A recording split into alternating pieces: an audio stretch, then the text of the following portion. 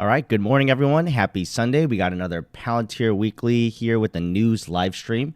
So thank you all for joining here bright and early on 8 a.m. It's freezing outside in Chicago. I think it's single digits, and we'll get into the negatives.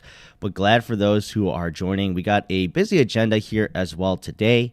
A lot of it actually might be a more macro approach than you're used to with the typical episodes here, various focus on Palantir. However, I did make my video as well on that weekly video here. So just make sure you check it out for more details. We talk about the new deals that happened this week, as well as all the different news segments that happened, especially around Israel and the support, of course, that Palantir gives, but the information that comes out there. And on the live stream today, we're going to talk about kind of the opportunity this comes with. So we'll focus on Israel for a bit in the beginning. We'll talk about the things just to catch people up, as well as how big of an opportunity this is. Some people may think of this like a Ukraine opportunity. However, I think there's a little bit more here at play, and I think a lot of other folks know that too. And then Chinese aggression. This also plays a role too, with the support that Palantir is doing behind Israel, as well as the our allies on the West. So that's going to be a very big topic. And honestly, we don't have anything specific right now in regards to news events, but little things are adding up to this side. And then healthcare. So for a lot of you who've been following me, healthcare has been a strong suit, at least for myself, in understanding the kind of deals that are coming through and the possibilities of Palantir's business in this industry. So I'll talk a little bit more about that, and then also why it's actually big. And then with the recent deals happening, especially with Option Care, not necessarily on the research end with Colorado Anschutz, but with Option Care, what that is showing me that they can do further down the line. And won't be surprised to see more growth into kind of sprawling segments that are sub-segments of healthcare. So let's just get started. All right, so Israel first. So we got basically here, Palantir gives out the press releases here. So they shared actually Bloomberg's article too.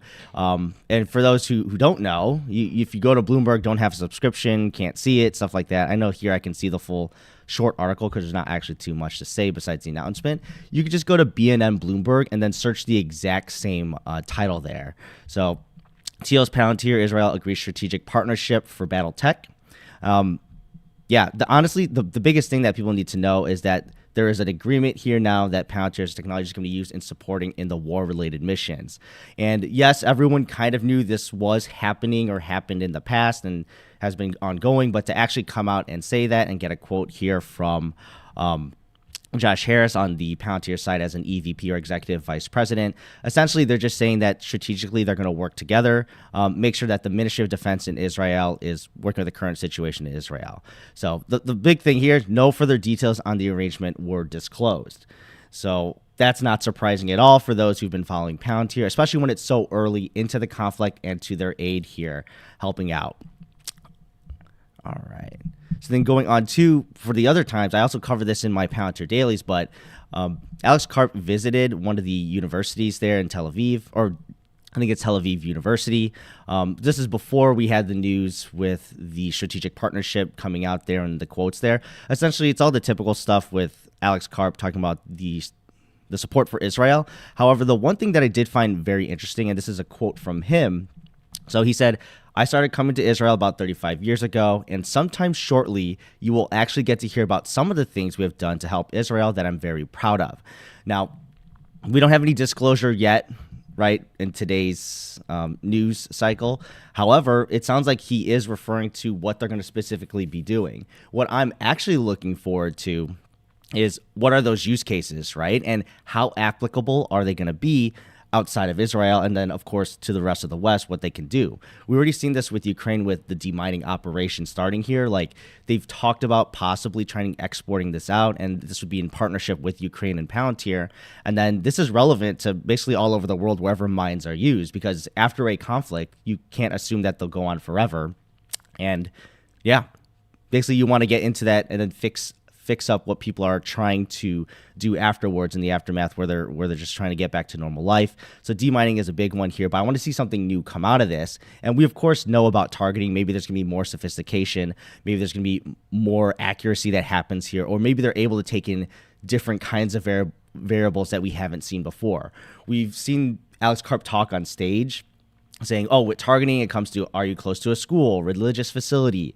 Are there assets on the ground? Are there unknowing assets as well? So maybe you've infiltrated someone's phone that doesn't know it. So is it worth killing them depending on the information? So you get a full picture here. Now, with, I would say, at least for the head start Israel has technologically and I would say combat-wise too in this conflict, we know that they may be in a place to better utilize this and hit the ground running much faster with Palantir. Now, another thing that comes up, so this is speculation on our end here. So Israel is going to see a defense spending rise around $8 billion as war rages on. So that's not surprising as well. When they're in a conflict, they're going to spend a bit more. Albeit, I would say a majority of it is going to go on hardware. That's typically what happens. And even though that's the case, it doesn't mean that there can't be any spending that goes to Palantir. Now, the amount that's going to happen, who knows? But even though they've already been doing business with Israel, it's good news for Palantir as a shareholder, at least, to hear that there's going to be an increase in spending. And this is, of course, through the government. So yeah, as overall budgets are going up, it probably gives a chance for Palantir to showcase, of course, on the military side, but maybe on the non-military side as well for government operations and administrations that, we could be useful here. And, supply chains are interconnected here. It doesn't have to only be defense based, and it can be, especially with healthcare, which it's a large part there. Israel's known for some of its pharmaceutical companies. So not to be surprised if anything else comes out of this. Now, it's not going to happen immediately, as we know, but commercially, yeah, it's another opportunity that can come up for Palantir, and hopefully they are able to take advantage of that. And then for more Israel's opportunities, so this is back a bit to the defense budget here. So this is just to demonstrate the growth rate of what they're spending. So we know that for them geographically and geopolitically, Israel's in a position where defense spending is never going to go away, right? And we know that even since the inception of the aftermath of how borders were defined and people saying they're a state or not a state, essentially it's always been an issue for them and they need to always ramp up. Now, they've been spending a lot of money in comparison to their GDP, especially early on. But as Israel developed as a more advanced economy, that percentage has gone down. However, the spending in nominal dollars has been going up. And I honestly don't see that changing anytime soon. So, and a lot of this is going to be sent through U.S. businesses, and then any defense spending is a lot of it's going to be on the traditional weapons there. However, if we see this flow into software and to other advanced, maybe spy technology and intelligence technology, that could be supercharged, especially with AI research and AI development and investment there. So Israel is a huge opportunity. So like I mentioned, this is just the start of it. We just got the disclosure that they're going to work together strategically, especially on this specific conflict happening. So we'll see if this flows into more deals, of course, expansion within the military, but also possibly outside of that. And we know there are dollars there. And in comparison to Ukraine, who is kind of in a more dire situation, to be blunt, I'm not expecting dollars to flow in. And even if they start to flow in, it might just very, very small. So we'll just have to see how this plays out for Israel. So it's not an apples to apples situation.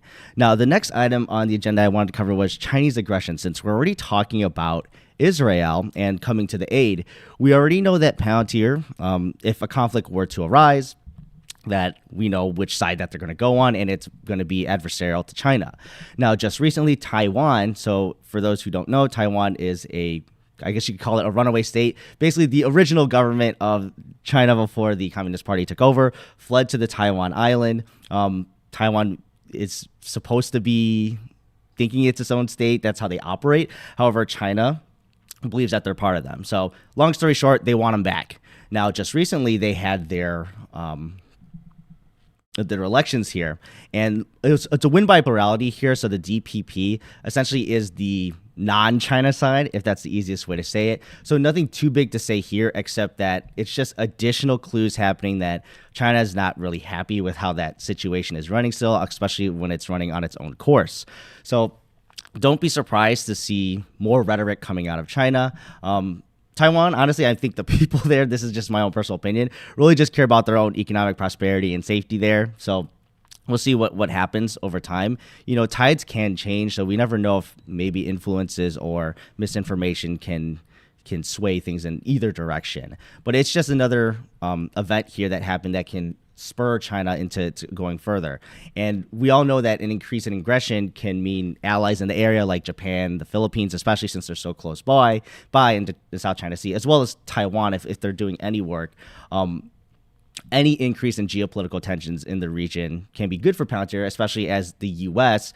is an ally to those regional countries, and then trying to work jointly with them that does require some coordination and software to do that. So I'm just going to play a quick segment here. It's going to be how Taiwan will get a very aggressive reaction out of China. So it does talk about briefly on the election, but also just general Chinese posturing in the region. What are the current expectations, and then what are the implications of that, particularly as it pertains to this contestable relationship with China? Yeah, the expectation is that if the DPP continues to be in power, you're going to get a very aggressive reaction out of China pretty much right at the outset. We've already been seeing the spy balloons. We've been seeing the fighter jets coming into Taiwan airspace. We get to see much more of that. So the military maneuvers get more aggressive, which is very risky. Think about accidental war breaking out. And of course, the secondary component is economic punishment, the economic coercion that we hear coming out of China. Potentially tariffs, potentially trade war, certainly maybe even getting rid of, at the very least, the concessions on certain items that Taiwan enjoys today. So it could get pretty hot pretty quickly. KMT comes into power, maybe not so aggressive. The long run looks very risky still. So either way, we could be in potentially for some more turbulence between this relationship. Okay, and what can you tell us about this economic data, sort of looking at the Q4 data that's yet to be published, so you have some insight on? Yeah, we actually have released our own economic numbers on China, and what we're picking up, number one, is this. The economic recovery after COVID that we expected to see in China. You got some of it. It was disappointing, but even that is completely over. The real estate market is in deep trouble. Consumer spending is down massively. Manufacturing is holding on, but that's about the extent of the good news there. Well, it's just, so I guess the question. Yeah, so there's a lot of important points here. So the first segment, of course, is related to what I was talking about with the election. Now, if you think about how countries can be motivated to go to war, there are a few things, especially with political instability, that can be one thing, but I don't think that's the case here. Now, when you're trying to create an economic situation where things aren't going well, maybe public popularity goes down, you want to start a conflict, maybe rile up some support there. And this is already out and open, obviously, from Xi Jinping. So it is interesting to see Palantir, not Palantir, but China in this position here, because it feels like there's always inklings and inklings of them going into conflicts, but we haven't seen it explode yet here. But I know within this decade, at least for myself and my own opinion, I wouldn't be surprised to see that start to break out as well, especially as they feel maybe emboldened by all these other conflicts around the world and, possibly the response by the West. People have been talking about the slow response, at least in the Red Sea here, that, maybe the West is not going to hit as hard as they say or will do. Well, it's not necessarily going against a superpower or a strong power like China. So these are much smaller countries. So it's not one-to-one as well. Even with supporting Ukraine, right, it's kind of a proxy war, not directly at Russia. So feeling emboldened can really change things, especially if someone feels their back is cornered against the wall. If domestically at home there are some issues, and I don't know how versed some people are in the real estate market for China, but yes, there are some very strong difficulties there that they have to overcome, especially with property developers not finishing properties, but taking the money from people, and then people just losing out. That's just one little piece of the puzzle, but there's a lot of issues in regards to that. So something to keep out for. Now, if you really want to stay in tune with, China and then the perspective of the United States and the defense side of it, and, the likeliness of certain events happening with, aggression, this is a really good report here. So the latest one for 2023, at least, the U.S. DoD, or Department of Defense, released basically a crap ton of information about what they think about China. And then it's not just like all predictions, right? It's actually research here on what they have militarily and then what's happening politically as well. So I'll just go through a few of the highlights, but it's a very long report here and quite detailed.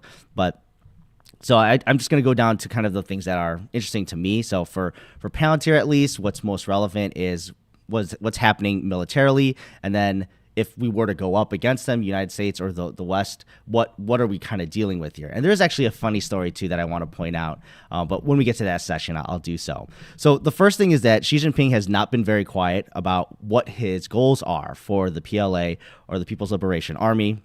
And there's all these different kind of sub-segments, but essentially they're all the armed forces for China. Now, there's an overall milestone kind of modernization effort towards 2027, and this is a very consistent year that comes up throughout. For those who already know, yeah, that's basically when they said they want to take Taiwan by then. It may even be faster, who knows? But essentially, this report goes through a lot of their defense policy and military strategy and what they're leaning towards. A lot of it is themed towards just becoming as big as possible and as strong and modern as possible. Catching up to the West is kind of the big thing. Now, the reasoning for it, yes, maybe it's because it's to ensure their own independence and ensuring that no one attacks them. But we also know it's to also create global influence for them, not only in Asia, of course, but in that area specifically right now, but also around the world where they can. And we've seen inklings of China doing a lot of investments in South America, especially, and also Africa. So just things to watch out for. Now, this is what's also interesting to me, the forces and capabilities that they have. So if we talk about the People's Liberation Army, so it's not just improving themselves, modernizing equipment, but also joint efforts too, and becoming a world-class military. So one of the things that sets the United States apart from a lot of military powers in the world, besides spending a crap ton of money, having the most equipment, even the best technology, is also being able to have allies and working jointly with them. And this is around the world too. So everyone thinks of the UK, right? We have a very strong relationship. Everyone knows post-World War II, the Allies essentially, right? And Western Europe. Now, you also think of Australia, Western country. Well, it's not in the West, right? But they're very allied with the United States and United Kingdom, as well as the European nations, just because of how the country was formed. But yes, they're in that region there. And they're close to China if you think about it. So, and this is also post-World War II as well. So having joint kind of operations around the world is what sets the military apart as well for the United States. And China wants to up that too. Now, that also relies on technology and a lot of policy that not only spills into maybe economics as well as social. So just something to watch out for. And of course, China's gonna ally with certain countries that are more consistent with their side. Now, numerically, so this is actually true factual information. The People's Republic Army has the largest navy in number, so battle force, of over 370 ships and submarines. Now, remember, they pointed out numerically here. So just so you know, you can't just say that you have the strongest army in the world because you have the biggest, right? There's quality of equipment too, the logistics end of things in response. So there's a lot of things to take into play, but it is still something that, typical to Russian strategy as well in Ukraine, you could just throw a bunch of people, even if, it's the meat grinder there. But if you throw enough at it, you can weaken someone much smaller than you. Now, if you try to do this strategy against the United States or if someone of equal power and size, that might not work. However, you could just brute force it, right? And I think of Teddy Roosevelt with the big stick, right? You could, if you have the big stick and people see it, you don't even have to go to war sometimes. So it's something to keep in mind. So China has that largest navy here. And then next, missiles, right? And as more and more research goes into this here, China has larger and larger capabilities. And it's not just having the biggest missiles or the longest ranged missiles. And this is kind of what the United States is also trying to go after as well, with this coordination of these reentry vehicle capabilities. So if you're able to spread your rockets around and then you're able to coordinate those attacks, and this will be a very, very big factor when it comes to Taiwan, especially. I don't know if you guys have seen the practices, but that's also something they brought up in this report, that China has literally practiced how they would take Taiwan. And the United States needs to take that information and find out ways that they can come to the aid of the island as quickly as possible. Now, geographically, if you're not familiar with Taiwan as an island, there's a very rocky side, as well as the normal side, not normal side, but the more easier side to invade that you can just land and go in there. So the side facing China is that side you could just walk onto the beach essentially and then run the towns. But the Taiwanese army can go to the back of the mountains. They have some bases all set up there. Not as easy to infiltrate as well as bomb. So if they can hold out long enough until ally support gets there, then that would be a huge factor. Now, if China surrounds the island, that's a different story. So they'll be bombarding the island with rockets as well and distracting, and then trying to get that time to get their Air Force as well as their Navy around. So yeah, we're playing with fire here when you think about China. And yes, people talk about certain things that aren't good. However, yeah, that's something to keep in mind. And the funny story though with that, so maybe this is a slight wrench in China's strategy for Taiwan. Now, reportedly, China has some missiles filled with water instead of fuel. Now, if you're thinking why this could happen, a lot of it just comes down to corruption. So if you think about it, corruption can either hurt the country, but it also can be a time to rally around and then overcome that and then, reinvigorate that investment into missiles. And this could be the manufacturing end as well as just rooting out the people who managed it before. And this has already happened. So yeah, this is kind of the theme of 2024 for China. If you've been reading the news, that weeding out corruption is the big thing here, because it's one thing to fill your pockets. Maybe something is slightly constructed in the not best manner, but maybe it's good enough. Now, when it comes to China and then its plans to take over Taiwan and its military power, I don't think Xi Jinping will be as happy with you. So just something to be aware of here. And there are funny stories here about some people who use the water from these missiles for hot pot. So, if you've had hot pot before, you need to get the broth ready. And if you don't have anything nearby, a good missile that doesn't have fuel in it would be nice. So just something there. Now, the rest of this report, yeah, it's really large. I didn't go through every single detail, of course. But if you're really interested in knowing the military power of China and then what the United States knows about it, this would be the one to find out. So just keep that in mind. So yeah, that's my segment on China here. And we know that with Chinese aggression, if anything happens, the United States is obviously allied against that aggression. So that would be a help for Palantir. And there are inklings of them working with possibly Japan. This is just on the U.S. side, though, and doing some sort of joint work there. So it doesn't necessarily mean that Japan has Palantir in their military, but we know that commercially they've been using them. So it wouldn't be surprising if they tried to test them out, and this becomes somewhat of a factor for them later on and be another market for them. So it'll be interesting as Palantir can move around the world. We know Europe and NATO, that's probably inevitable, honestly, in my opinion. We'll just see how it plays out over time, especially after the Ukrainian conflict. And then we'll see with Israel as well. But it all kind of spills over into what I was talking about with Chinese aggression. Now, healthcare. So away from the geopolitical talks here, talking about, even some speculation, right, on China's aggression, even though I know a lot of us think they're going to do something this decade for sure. So healthcare, and I specifically probably U.S. healthcare is going to be first to take off.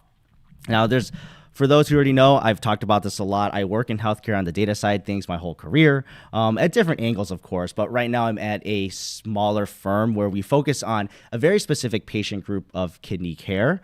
But what we try to do is create better outcomes for those patients, which in turn saves money for insurance companies, and then we can share the savings. Now, to see if that business model can scale over time, we'll see. And I'm not going to disclose anything because I don't want to get in trouble there, because I have worked with the financial reporting and on those ends. I may be transitioning to the clinical side of things and doing analyses on the outcomes, but we'll say that for another day. So throughout this week, we had 2 deals actually that came up healthcare related wise. So I'm not going to go too much into detail since we've already covered this, but the other one was for Colorado Anschutz. That's more for research purposes. And of course, that's always great, but I want to focus on where the bread and butter is, which is where you can make the money. Now, Option Care Health, they're a publicly traded company. They're specifically in the infusion services space. So for those who don't know, essentially, there's a lot of things that happen in healthcare. Yeah, you can get surgery, you go to a hospital, you get checkups, all those things. But also there's a lot of things that happen at home. So even in the kidney care space, you can do some home dialysis there as well. And then just maybe general nursing visits too, just to make sure patients are okay. But infusion services comes up. And when you're administering drugs, it can be quite costly to go into a facility every single time, or maybe it's difficult for a patient just due to their situation, right? And you don't know if they're handicapped and things of that nature. Now, if you can administer that at home and they're in the comfortableness as well and the non-need to change things around easily, then that's good. So that can tend to lead to better patient outcomes and even financial outcomes as well. But the most costly part in these kind of services is the labor and services. And honestly, if we're going to look at option care, I wouldn't be surprised if, they've already said what they're going to go after, which is the nursing care, but also general administrative costs going down. Then I think that's probably going to be the low-hanging fruit, and we've seen this from all their other healthcare customers. It's because it's such a major part of the expenses, and I'll just show you a few metrics also why it's so important to cover each and every expense and even minimize it by even 0.5%, 0.1%, especially when you're dealing with large numbers. Now, option care first, just to see what they have and what we're working with as a customer. So I already said that they do around $4 billion in net revenue per year, about $50 million per quarter, I believe. We just go down to the highlighted portions here. Now, if we want to look at the health of the company, just so we know we're not at a customer on the brink, right? But someone who's trying to make things better or try to improve efficiency. So I think this is also a factor that Palantir takes into when they look into customers. Are they on the brink and need like a quick turnaround, or is this something in the sense of like we actually have a chance here? And they have a cash position, and if you look at their total current assets to their current liabilities, yes, they're fine. It's basically 2 to 1, so there's no bankruptcy risk here as well. They do have like around $1 billion in long-term debt, just so you're aware. However, that's just going to be served over a longer period of time. But regardless, they're kind of, it's almost 2 to 1, I would say, in just, slightly less than that on total assets to total liabilities. Now, the one thing to also remember, so if you watch this channel, you're probably used to growth stocks and tech stocks, but keep in mind there's other industries, and the nature of how they make money and how much they make is very different. So especially in healthcare, it's something to keep in mind. And when we see hospitals, you'll be very surprised at the kind of margins that they have. But even here, you can see that they already have like a gross profit around 20%. And then this is just for the cost of revenue of bringing it in. So you still have your other things to operate your facilities. So even after, say, your last quarter here of September of 2023, $254 million left over operationally, left over after the revenue, cost of revenue, then operationally you have to work with that much essentially, and then your operating income goes down. Now that's also why this is like a $5-6 billion company, even though you have this much revenue, right? We're used to like, if you have a price to sales of 1, that's pretty good, right? Well, not really, especially if your business is not used to making a lot of money. So this is where Palantir can come in. So if there's some sort of difference they can make in their selling and SG&A, or selling general and administrative expenses, then that'll be huge. Now, I think the biggest opportunity is in the cost of revenue here, which is most likely going to be driven by the nurses and the care there. And with the cost of labor too, right, there's inflation going up. So in turn, people kind of demand higher wages, and they are a skilled worker as well. And this is one of those businesses where it's kind of hard to deny someone care per se. Now they're privately ran, or they're a public company, so it might be different than say like a private hospital that can balloon up and try to just bring in try to bring in more dollars even if they run at a loss. But in this case, they have eyes on them, so there is a lot more motivation for them to share with their shareholders that they're doing a good job in lowering expenses, especially on the more costly side. And not only labor, we've also talked about the drugs themselves.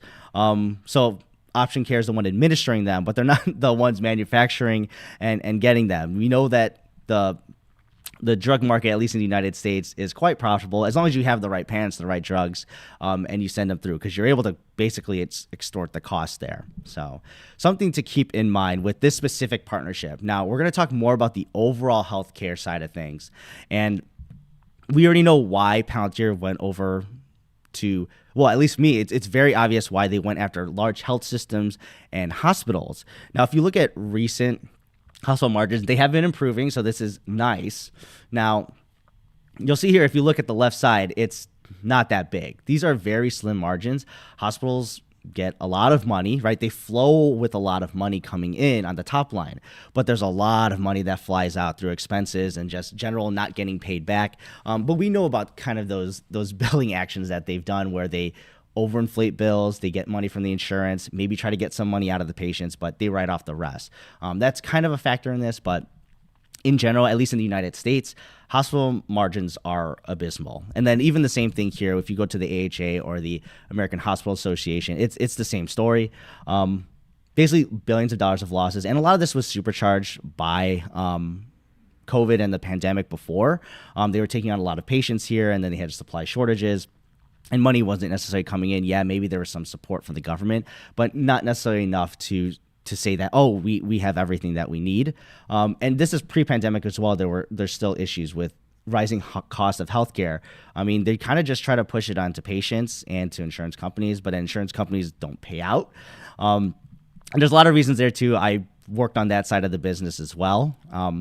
But either way, let's just say that it's an interesting dynamic here, and patients in the end are the ones who suffer the most. But essentially, hospitals are ripe for this kind of technology from Palantir to manage expenses, because every penny literally counts and can be the difference, as you can see here, the difference between having positive and negative margins here. And then, so these are operating margins, just so you're aware. Now, the next segment too I wanted to cover with this is the overall spending, and this is kind of the biggest opportunity I see for Palantir. Militarily, right, there could be jumbo contracts that can come through from the United States. So that's always a surprise that may happen, and it's always a possibility. But I think next in line, or is in line as the top, is healthcare. Just because it's so big, and like I mentioned, it's a top-line focused kind of industry when you deal with the big players. And for CMS, so this is basically the government side of things. They set a lot of regulations, as well as do a lot of research into the healthcare side of things. So, yeah, if you have the time to check out the whole thing, it's not too long of a read, but it goes through a lot of this is just the highlighted portion, but it goes on the factors here, and it's going to show you why Palantir's strategy is the way it is. And then I'll tell you why I think they're going to go in a certain direction, also due to Option Care and that recent partnership to start off 2024. Now, first thing, everyone cares about the big number, $4.5 trillion, and this is 2022. As a percentage of GDP, I believe it's around 17-ish%. I think it's somewhere in here. Well, either way, it's a large portion of the GDP of the United States, and U.S. healthcare spending. It's not just hospitals, of course, but everything enthralled with it. You know, you have the drugs, the supply and the manufacturing of them, as well as the distribution, the medical supply network as well, durable medical equipment, and then all the different sub kind of services that are provided. Dialyses, infusion services, things that we've talked about before. Now, the reason why Palantir kind of went, now this is my speculation, but I'm not surprised and shouldn't be to anyone else. The reason why they went after these low-hanging fruits, well, it seems to be, is that you want to deal with hospital care first, right? A lot of the majority of the expenses and spending flows through here. And people talk about the bills, right? And the other thing that people don't think about is it's kind of disjointed in the United States. There has been some consolidation in the industry in the past 2 decades. However, you know, there still are individual care settings happening out there operating on their own as a company. And if you can get to the hospital care side of things, these are going to be sprawling health systems. At least in Illinois, you might think of Northwestern. That comes to mind. It's a hospital not too far there. But they also buy up a bunch of different care facilities around in the sprawling suburbs as well. So it creates this giant network here. And you could think it's good or bad, depending on, I guess, your perspective of it. But at least for implementing technology and in decreasing costs, I believe that it is actually a good move here. And Palantir is actually a good use case, or it's a good use case for Palantir's product. And then, like I said, just the centralized location of that and the nature of it, and having all the dollars flow in and out of a system, it makes sense, and you're able to actually track that and make actionable change. Then next is physician and clinical services. So you might think of maybe a small mom and pop, like your different family doctor in your neighborhood, but it's not necessarily that. There's still physician groups and then clinical services as well. So it's not just a single building. And this is also an opportunity, just where there's more consolidation of seeing that. I would kind of put these under the same here, because a hospital network may pick up a physician group here and there and just kind of expand their services. So I kind of put these one and the same, and that's the reason why Palantir kind of went after their strategy right now. Now, where things kind of changed was, so we talked about Option Care. And yes, they're throughout the country. They're not a sprawling health system, but they are throughout the country in different states providing their services. And then they probably work with certain health systems in the region when they get patients, those who need those specific prescriptions and treatments, they get contracted out through that health system there. So Now, apply that to different kinds of other services first. So you can have your DME providers, of course. Some hospitals may try to manage that on their own, but the coordination of that, even having a different billing, I've had to work with this as well, and the frustrations on that. We had a totally different billing system for our DME. So yes, you're going to buy equipment through us.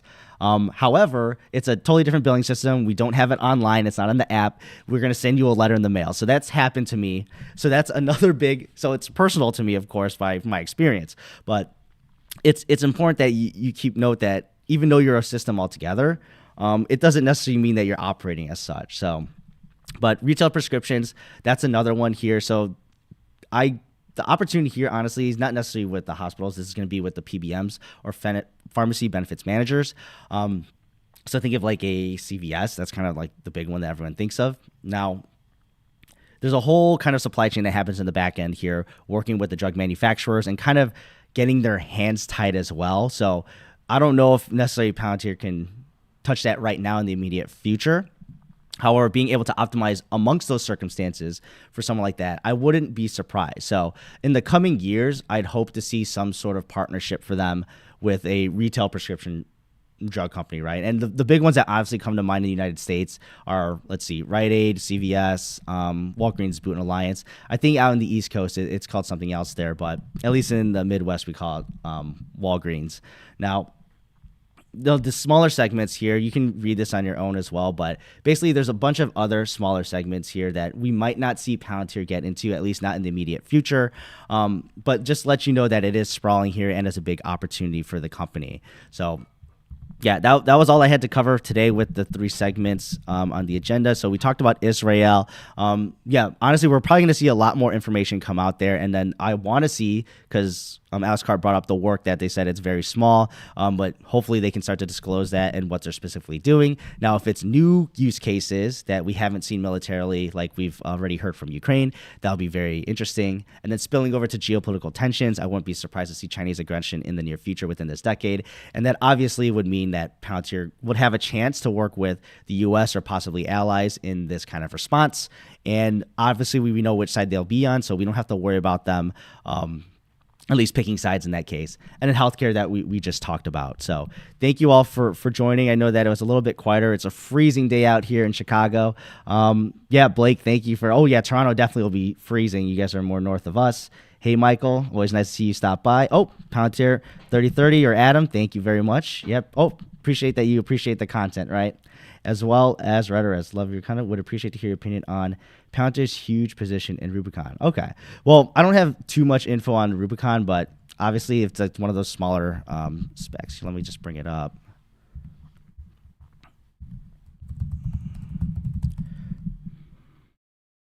Yeah, so I'd have to do a little bit more research on this one here, but this was a while back, I believe. Yeah, because this is also in the environmental side of things. And I think, yeah, for waste management, we saw that partnership out in Canada. So the good thing, and I would say this is kind of similar to healthcare. Now, Rubicon is trying to get into the industry here, but if you think about any waste management, they operate like monopolies or like utilities. So they have designated regions and contract with their cities, their governments, or whatever body that they're trying to take over. That's kind of where the business stability comes in for them. So we'll see.